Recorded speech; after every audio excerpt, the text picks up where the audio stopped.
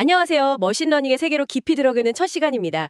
오늘은 이 머신러닝이라는 거대한 기술의 가장 근본적인 뿌리라고 할까요? 바로 우리 주변의 자연에서 이야기를 시작해 보려고 합니다. 네, 안녕하세요. 이 자연 속에는 보면 놀랍도록 예측 가능한 패턴이 있는가 하면 또 동시에 도무지 예측할 수 없을 것 같은 불확실성도 있잖아요. 그렇죠. 이 두 가지 얼굴이 어떻게 공존하는지, 그리고 이게 왜 머신러닝을 이해하는 첫걸음이 되는지 한번 제대로 파고들어 보겠습니다. 네, 좋습니다. 사실 머신러닝이라는 게 세상은 왜 어느 정도 예측 가능한 걸까? 그리고 동시에 왜 완벽하게는 예측할 수 없을까? 이런 아주 근본적인 질문과 맞닿아 있거든요. 그 두 가지 질문이군요. 네, 이 질문들의 실마리를 오늘 자연현상 속에서 찾아보는 게 목표죠. 이게 어떻게 보면 머신러닝의 철학적 기둥이라고 할 수 있습니다. 좋습니다. 그럼 첫 질문부터 시작해보죠. 세상은 왜 예측 가능한가? 아주 익숙한 예로 시작해볼까요? 뜨거운 커피. 컵에 따르면 당연히 식잖아요. 그렇죠. 너무 당연하죠. 너무 당연해서 이런 걸 질문하나 싶기도 한데 가만 생각해보면 왜 항상 이 방향으로만 변할까요? 왜 저절로 커피가 더 뜨거워지고 컵이 차가워지는 그런 반대 상황은 안 생길까요? 바로 그 예측 가능한 방향성, 그게 핵심입니다. 커피를 이루는 물 분자 하나하나의 움직임은요. 이게 양자역학 수준으로 들어가면 극도로 복잡하고 사실상 예측 불가능해요. 거의 무작위적이라고 봐야죠. 하나하나는요? 네. 그런데 그 무수히 많은 분자들이 모인 집단, 그러니까 커피 전체의 온도는 어떻죠? 에너지가 뜨거운 커피에서 차가운 컵이나 공기 쪽으로 이동하는 아주 예측 가능한 방향으로만 흘러가잖아요. 네네. 이게 바로 자연의 기본적인 특징 중 하나입니다. 미시세계는 엄청 혼돈스러워 보이지만 그게 모인 거시세계에서는 놀랍도록 안정적인 질서, 예측 가능성이 나타난다는 거죠. 온도나 압력 같은 통계적 속성들이 그래서 안정적인 거고요. 개별적으로는 완전 혼돈인데 모이면 질서가 생긴다. 와, 이거 흥미로운데요? 근데 방금 세상이 예측 가능하다고 하셨지만 사실 완벽하게 예측은 또 안 되잖아요. 그럼 이 불확실성, 이건 어디서 오는 걸까요? 예를 들어 동전 던지기. 딱 한 번 던졌을 때 앞면 나올지 뒷면 나올지 정확히 맞추는 건 거의 불가능에 가깝죠. 이건 예측 불가능의 영역 아닌가요? 맞습니다. 동전 던지기 한 번의 결과는 예측하기 어렵죠. 네. 근데 여기서 중요한 반전이 있어요. 만약 동전을 1000번, 10,000번 던진다면요. 많이 던지면. 그렇죠. 그때는 앞면과 뒷면이 거의 절반씩 50대 50으로 나올 거라고 상당히 높은 확률로 예측할 수 있습니다. 네네. 통계적으로는 그렇죠. 네, 개별 사건은 무작위처럼 보이지만 많은 사건이 모이면 이 통계적인 규칙성, 즉 예측 가능한 패턴이 드러나는 겁니다. 그러니까 아까 커피 예시랑 지금 동전 던지기가 사실 같은 현상의 다른 측면을 보여주는 거예요. 개별 분자 움직임은 예측 불가, 동전 한 번 던지기. 하지만 분자 집단의 온도 변화는 예측 가능, 동전 많이 던지기 하듯이 말이죠. 이 무작위성과 질서가 같이 있는 거죠. 그렇군요. 이해가 되네요. 이 현상을 이제 물리학적으로 아주 깊게 파고든 사람이 바로 루트비후 볼츠만입니다. 볼츠만. 네, 다시 커피로 돌아가서 뜨거운 커피는 에너지가 커피 액체라는 특정 영역에 상대적으로 좀 모여있는 상태죠. 네. 식은 커피는 에너지가 주변 컵이나 공기로 퍼져나가서 더 넓은 공간에 고르게 분산된 상태고요. 볼츠만의 정말 놀라운 통찰은 이거예요. 에너지가 이렇게 고르게 분산된 식은 커피 상태를 만들 수 있는 분자들의 미시적인 배열 방식, 그 경우의 수가요. 에너지가 집중된 뜨거운 커피 상태를 만들 수 있는 경우의 수보다 압도적으로 많다는 겁니다. 경우의 수가요? 압도적으로요? 네, 그럼 무슨 특별한 힘 같은 게 있어서 식는 게 아니라는 건가요? 바로 그겁니다. 자연에 무슨 특별한 법칙이나 힘이 있어서 커피가 식는 방향으로 밀어붙이는 게 아니라 그냥 단순히 통계적으로 가능한 경우의 수가 훨씬 많은 상태, 그러니까 가장 확률이 높은 상태로 자연스럽게 흘러가는 경향이 있다는 거죠. 와. 커피가 식는 건 어떤 물리 법칙이라기보다는 확률적인 필연성에 가깝다고 보는 거예요. 확률적 필연성. 네, 이것이 바로 그 유명한 볼츠만 엔트로피 공식 S는 K 로그 W의 직관적인 의미입니다. 여기서 W가 시스템이 가질 수 있는 미시 상태의 경우의 수인데 이 수가 어마어마하게 크거든요. 결국 우리가 보기에 무질서해 보이는 상태일수록 사실은 그렇게 존재할 수 있는 방식, 경우의 수가 훨씬 더 많다는 뜻입니다. 경우의 수가 많은 상태가 더 확률이 높으니까 자연은 그쪽으로 간다. 그렇다면 이런 예측 불가능성 자체를 뭔가 숫자로 표현하거나 측정할 방법은 없을까요? 예를 들어서 아까 동전 던지기 결과 예측이랑 내일 날씨 예측 중에 뭐가 더 불확실한지 이렇게 비교하는 것처럼요. 아주 중요한 질문입니다. 바로 그 예측 불확실성의 정도를 어떻게 수치화할까? 이 질문의 답을 제시한 사람이 정보이론의 아버지, 클로드 셰넌이죠. 셰넌? 네, 셰넌은 이 불확실성을 정보라는 관점에서 봤어요. 예측하기 어려운 사건일수록 그 결과가 우리에게 더 많은 정보를 준다고 생각한 거죠. 정보요? 네, 예를 들어서 매일 해가 동쪽에서 뜨는 건 전혀 놀랍지 않잖아요. 이건 예측 가능성이 100%니까 우리에게 주는 정보는 사실상 0입니다. 그렇죠. 근데 만약 내일 갑자기 해가 서쪽에서 뜬다면 와, 이건 엄청난 정보겠죠. 그렇죠. 큰일 나죠. 네, 동전 던지기는 결과가 앞면, 뒷면 두 가지고 확률이 반반이잖아요. 이 결과를 알기 위해 필요한 평균 정보량을 셰넌은 정의할 수 있다고 봤어요. 반면에 날씨는 맑음, 흐림, 비, 눈, 결과도 더 많고 각각의 확률도 다 다르겠죠. 이걸 예측하려면 동전 던지기보다는 더 어렵고 그 결과를 알았을 때 우리가 얻는 평균 정보량도 더 클 거라는 거죠. 그래서 셰넌은 그 사건 전체의 평균적인 불확실성 또는 결과를 알기 위해 평균적으로 필요한 정보량을 수학적으로 계산하는 공식을 만들었어요. 이게 바로 정보 엔트로피, H는 마이너스 서메이션 파이 로그 파이 공식입니다. 중요한 건 확률이 여러 결과에 걸쳐서 골고루 퍼져 있을수록, 그러니까 어떤 결과가 나올지 예측하기 어려울수록 이 엔트로피 값 H는 커진다는 거예요.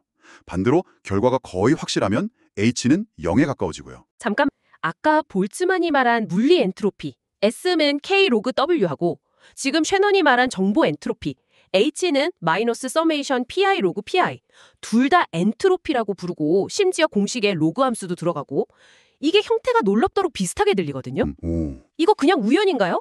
아니면 뭔가 더 깊은 연결고리가 있는 건가요? 정확히 보셨습니다.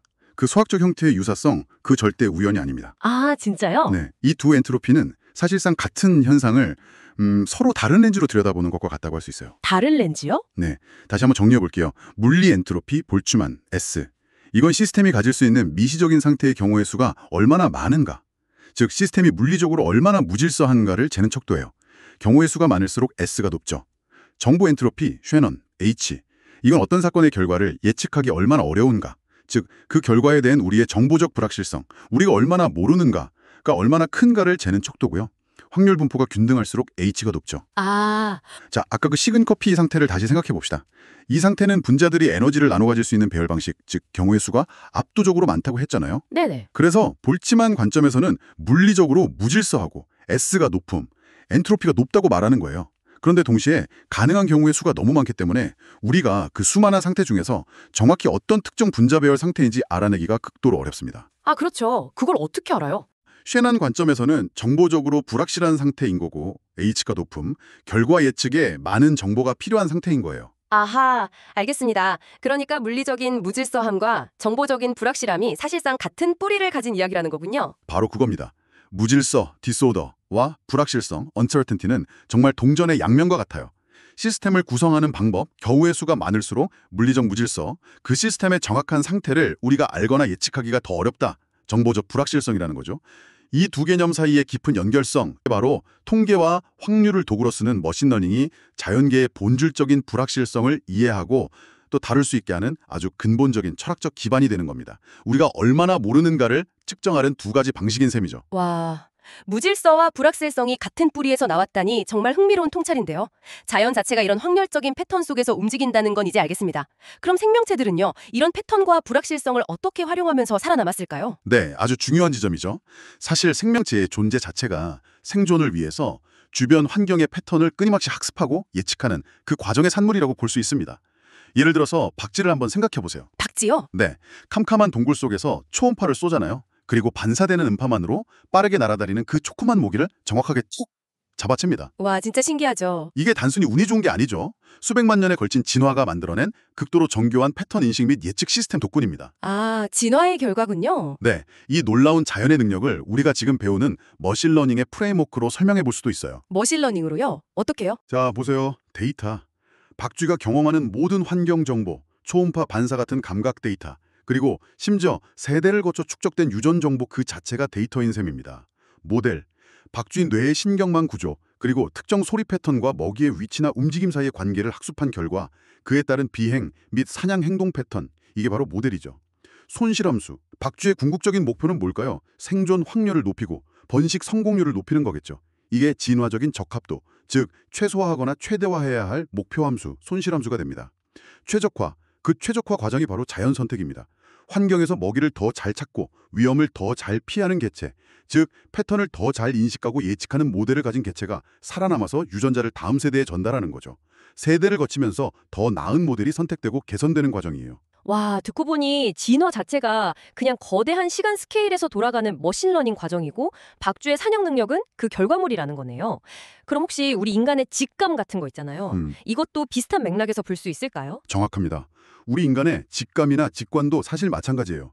어두운 골목길에서 괜히 느껴지는 불안감 있죠. 그건 과거 경험에 기반한 위험 패턴 인식일 수 있고요. 처음 만난 사람에 대한 인상 같은 것도 미묘한 사회적 신호들을 우리 뇌가 통계적으로 학습한 결과일 수 있습니다. 날씨 변화를 어렴풋이 감지하는 것도 미세한 환경 패턴을 감지하는 거고요. 아, 이런 것들이 전부 우리 뇌가 이미 일상적으로 수행하고 있는 아주 고도의 확률적 추론 능력의 발현인 거죠. 우리가 의식하지 못할 뿐이지 계속해서 주변의 패턴을 읽고 예측하고 있는 거예요. 지금까지 자연의 예측 가능성, 불확실성, 또 생명체의 패턴 인식 능력 이런 이야기들을 쭉 했는데요. 이 모든 게 우리가 배우려는 머신러닝과 구체적으로 어떻게 연결되는 건가요? 네, 드디어 핵심 연결고리에 도달했네요. 머신러닝의 가장 근본적인 아이디어는요.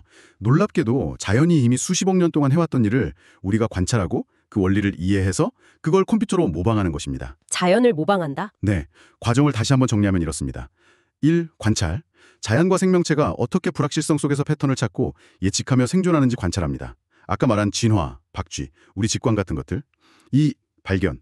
그 기저에 깔린 원리가 바로 확률과 통계의 법칙이라는 걸 발견합니다. 몰츠만, 셰넌 같은 분들의 업적이죠. 3. 모방. 이 확률 통계 기반의 학습 및 예측 원리를 수학적인 모델과 알고리즘으로 만들고 이걸 컴퓨터로 구현해서 인공적인 시스템을 만드는 것. 이게 바로 머신러닝입니다. 관찰, 발견, 모방. 그렇죠. 따라서 머신러닝은 단순히 똑똑한 기계를 만드는 기술이라기보다는 자연이라는 위대한 스승이 진화시켜온 강력한 패턴 인식 및 예측 메커니즘을 우리 인간의 도구, 수학, 컴퓨터를 사용해서 배우고 구현하려는 거대한 시도라고 볼 수 있는 거죠. 자연의 통계학을 배우는 과정인 셈이에요. 자연의 통계학을 배운다. 와, 명쾌하네요. 그럼 머신러닝의 최종 목표는 완벽한 예측을 해내는 걸까요? 아니면 좀 다른 지향점이 있는 건가요? 흥미로운 질문인데요. 답은 아니요에 가깝습니다. 아, 완벽 예측은 아니다. 네. 과거에 라플라스의 악마라는 유명한 사고 실험이 있었죠. 우주의 모든 입자의 위치와 운동량을 알면 미래를 완벽하게 예측할 수 있다는 생각이었는데 네, 들어봤어요. 근데 양자역학의 불확실성 원리나 초기 조건의 아주 미세한 차이가 나중에는 엄청난 결과 차이를 낳는다는 카오스 이론, 나비 효과 같은 거, 이 등장하면서 이게 근본적으로 불가능하다는 게 밝혀졌죠. 미시세계의 본질적인 무작위성, 초기 조건의 민감성, 그리고 현실적인 계산 능력의 한계 때문에 완벽한 예측은 불가능합니다. 머신러닝은 세상의 이런 근본적인 불확실성을 외면하거나 이걸 없애려고 싸우지 않습니다. 싸우지 않는다. 네, 대신에 불확실성을 있는 그대로 인정하고 받아들입니다. 더 나아가서 그 불확실성을 확률이나 신뢰도 같은 형태로 정량화하려고 노력하고요. 그렇게 측정된 불확실성을 고려해서 제한된 정보 하에서 가장 합리적인 결정이나 예측을 내리도록 돕는 데 초점을 맞추는 거죠. 아, 완벽한 답을 찾는 게 아니라 불확실성을 관리하면서 최선의 답을 찾아가는 주의군요. 자, 오늘 정말 긴 이야기를 나눴는데요. 핵심 내용을 다시 한번 짚어주시죠. 네, 오늘 우리는 자연계가 미시적으로는 불확실하지만 거시적으로는 놀라운 패턴과 질서를 보인다는 점, 그리고 이는 확률과 통계라는 언어로 설명될 수 있다는 것을 확인했습니다. 네, 그리고 생명체는 진화를 통해 이 패턴을 인식하고 불확실성 속에서 예측하는 능력을 발전시켜 왔고요. 그렇죠. 그리고 머신러닝은 바로 이 자연의 방식을 배우고 모방해서 불확실성을 없애는 게 아니라 통계적으로 잘 다루는 것이 핵심 아이디어라는 점도 이야기했죠. 네, 가장 중요한 통찰은 아마 이거일 겁니다. 머신러닝이 강력한 이유는 완벽한 예측을 추구하면서 불확실성과 싸우는 대신에 불확실성을 현실로 받아들이고 그걸 측정하고 관리하면서 함께 살아가는 방법을 찾기 때문이라는 거죠. 불확실성은 우리가 제거해야 할 적이 아니라 우리가 잘 이해하고 현명하게 활용해야 할 동반자인 셈입니다. 와, 불확실성은 적이 아닌 동반자다. 정말 깊이 새겨들을 만한 말인 것 같습니다. 자연의 불확실성을 이해했다면 이제 우리의 질문은 이렇게 이어지겠군요. 우리가 아직 잘 모르는 것에 대해서 어떻게 하면 가장 합리적으로 추측하고 판단할 수 있을까? 네, 바로 그 질문에 대한 답을 찾아가는 여정이 다음 시간에 저희가 함께 탐구해볼 확률 분포의 철학입니다. 18세기 베이지 목사의 통찰에서 시작해서 현대 인공지능의 핵심 원리로 이어지는 그 확률적 사고의 발전 과정을 한번 따라가 볼 예정입니다. 다음 시간에 더욱 흥미로운 주제로 찾아뵙겠습니다. 끝까지 함께해 주셔서 고맙습니다.